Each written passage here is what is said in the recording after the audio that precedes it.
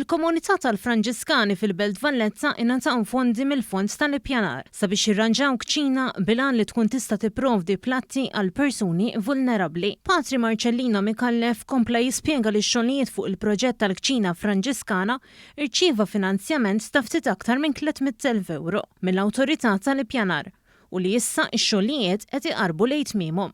U l-għażla tagħna huwa li nkunu qrib dawn in-nies illi qegħdin ibatu billi nofrulhom dinjità.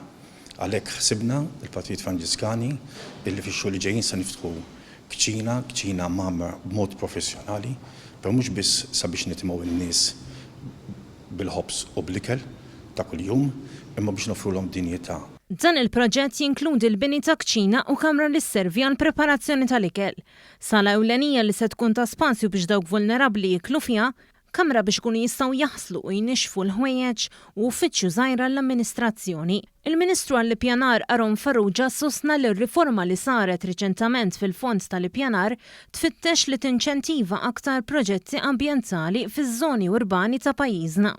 Madankollu proġetti soċjali li jtejbu l-kwalità tal-ħajja tan-nies se jkomplu jingħataw l-importanza u jiġu iffinanzjati.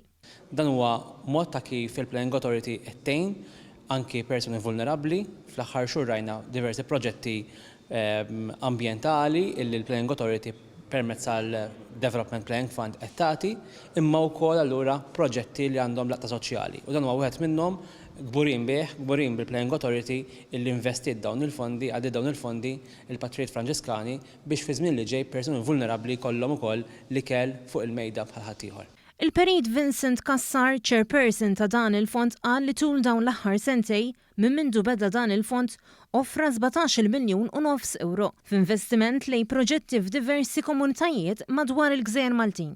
B'kollox ġew iffinanzjati 44 proġett li ġew sottomessi minn diversi kunsilli lokali u waqdiet mhux governattivi.